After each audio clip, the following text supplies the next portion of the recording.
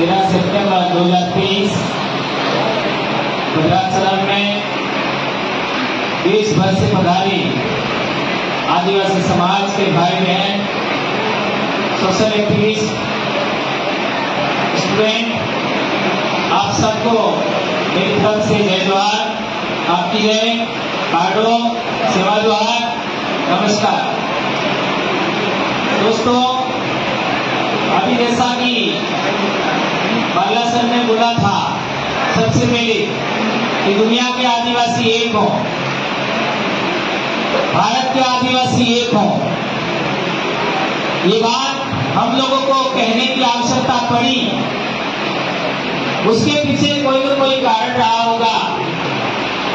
या तो हम लोग बिखरे हैं या हमको बिखराया गया है, यानी हम खुद बटे हैं या हमको किसी ने बांटा है।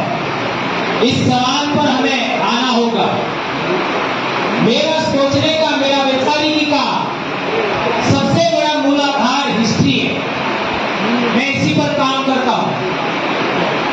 तो मैंने जो देखा है, आज हमारा राजनीतिक बिखराव है वो 1951-52 के बाद ही है, उससे पहले नहीं है। ये बात हमें स्वीकार करना पड़ेगा कि 1951-52 के बाद ही हमारा राजनीतिक बिखराव हुआ है, उससे पहले नहीं था। धार्मिक बिखराव की हम बात करें, यदि हम क्रिश्चियन हैं, ईसाई हैं, तो 1850 के बाद ही ईसाई बने होंगे, उससे पहले नहीं। यदि हम इस्लाम को मानते हैं, क्योंकि कई आदिवासी इस्लाम को भी मानते हैं, हमारे भी आपका इस्लाम को मानने वाले मिल जाएंगे। यदि वो है तो वो 712 ईस्वी के बाद ही होगा, उससे पहले नहीं। क्योंकि 712 ईस्वी के बाद में ही हमारे देश में इस्लाम आया। जहां तक हम लोग वर्ण धर्म की बात करें, आप लोगों के मन में ऐसा आएगा वर्ण धर्म कौन सा है?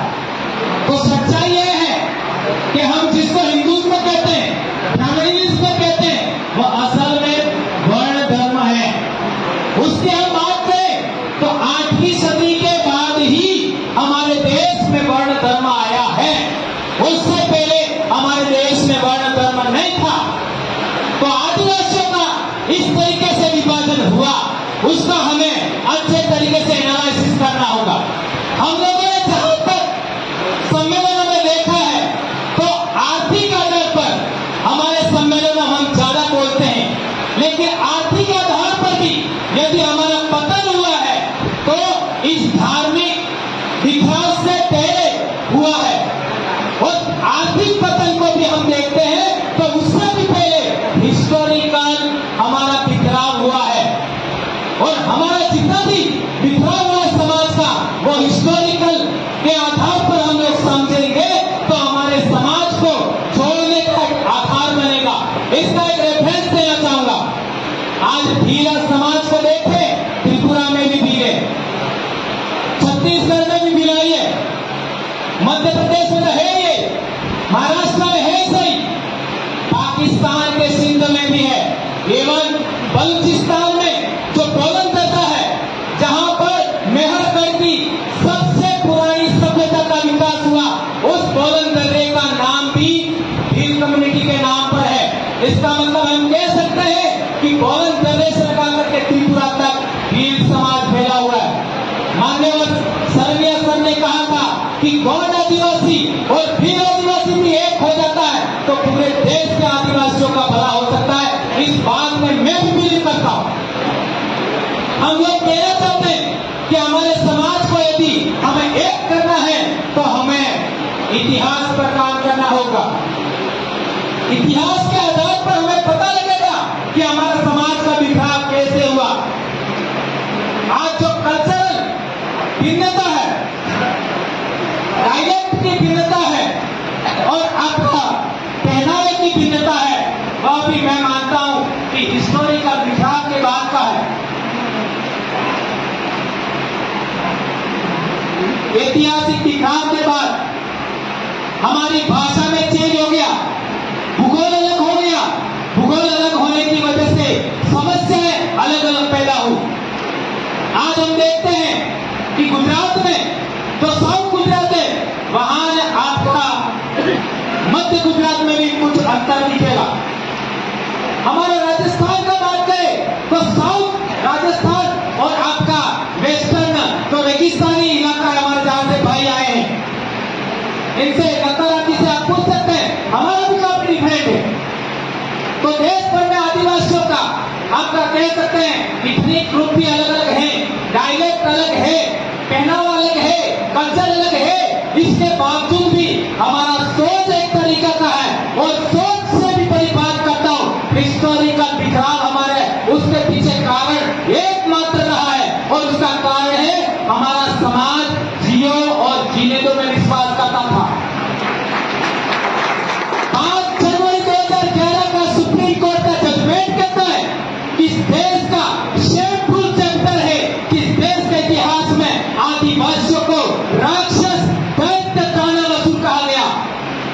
ये मैं नहीं कह रहा, सुप्रीम कोर्ट का जजमेंट कहता है। तो हमें समझना पड़ेगा कि ये कैसे हुआ। आज की तारीख में एक भी राक्षस को महिला के साथ एट्रोसिटी करते हुए नहीं देख सकते आप। जबकि वर्ण धर्म के जो आदर्श पुरुष हैं उनको महिलाओं के साथ गलत करते हुए आप देख सकते हो। इवन ईसाई धर्म में भी देख सकते हो, इवन इस्लाम में भी देख सकते हो। इसलिए मैं कहता हूं कि भारत देश ही नहीं पूरी दुनिया के आदिवासियों का जो मूल कल्चर था, मूल आपका नैतिक मूल्य था, सांस्कृतिक मूल्य थे, वे सभी धर्मों के बाप में ऐसा कहना चाहता हूं मैं। और एक महत्वपूर्ण बात, आदिवासियों की समाज व्यवस्था जिसको हम रिपब्लिक सोशल सिस्टम कहते हैं, डेमोक्रेटिक सोशल सिस्टम कहते हैं, वो सभी प्रकार की राजनीतिक सोच चाहे दुनिया के किसी भी कोने में हो उसका जन्म जाता है। जैसा कि मेरे बहनों ने कहा था, तमाम प्रकार की सृजन शक्ति खेती उसके लिए आदिवासी महिला जिम्मेदार है। इसी तरीके से दुनिया के आपका जितनी प्रकार की समाज व्यवस्थाएं हैं, राज्य व्यवस्थाएं हैं, धर्म व्यवस्थाएं हैं, उनका जन्मदाता आदिवासी है। इतनी बात मैं कहना चाहता हूं। इसी वजह से संयुक्त राष्ट्र संघ ने इस्लाम दिवस नहीं दिया, ईसाई दिवस नहीं दिया, हिंदू दिवस नहीं दिया, विश्व आदिवासी दिवस दिया। और एक महत्वपूर्ण बात, भारत देश के आदिवासियों को 2 भाषाई इलाकों में बांटा, हिंदी पट्टी और क्षेत्रीय भाषा। ये बात भी हमें समझना पड़ेगा।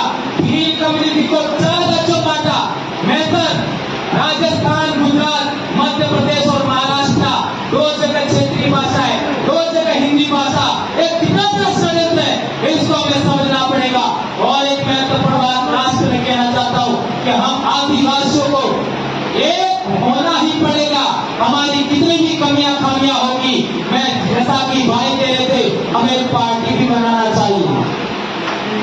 इस लाइन पर मैं कहना चाहता हूं, 75 साल में पार्टियों को ने आज तक हमको सिलेक्शन का पावर नहीं दिया, इलेक्शन का पावर दिया, लेकिन हमारा नेता कौन होगा उसका सिलेक्शन का पावर नहीं दिया। इसलिए सुप्रीम कोर्ट के जजमेंट में क्या लिखा है, 5वीं अनुसूची क्या है, आर्टिकल 19(5), 19(6) क्या बोलता है, आर्टिकल 13(3) क्या बोलता है, 243(6) क्या बोलता है, इन नेताओं को पता ही नहीं और उनका जयकारा कर रहे हैं। योग्यतम आदमी वहां जाना चाहिए। इसलिए आदिवासियों का कौन सा लीडर 47 सांसदों में जगह बनाए, क्योंकि 47 आदिवासी सांसद है, उनमें जगह कौन बनाए? वो 487 आदिवासी विधायक है, उनमें सिलेक्शन किसका हो? इसके लिए आदिवासी सिलेक्शन प्रणाली बनाना होगा। और उसके लिए मैं कहना चाहता हूं, उस विधानसभा, उस लोकसभा के जो लोग वोटर्स हैं, वे ही पता लगाए, वे ही तय करे कि हमारा नेता कौन हो। इतना बड़ा सिलेक्शन प्रणाली हम लोगों ने बनाया है और ये काम आप लोग भी देश भर के लोग करेंगे, इसी आशा और विश्वास के साथ मैं अपनी बात समाप्त करता हूं। जय आदिवासी, जय जोहार, जय भारत।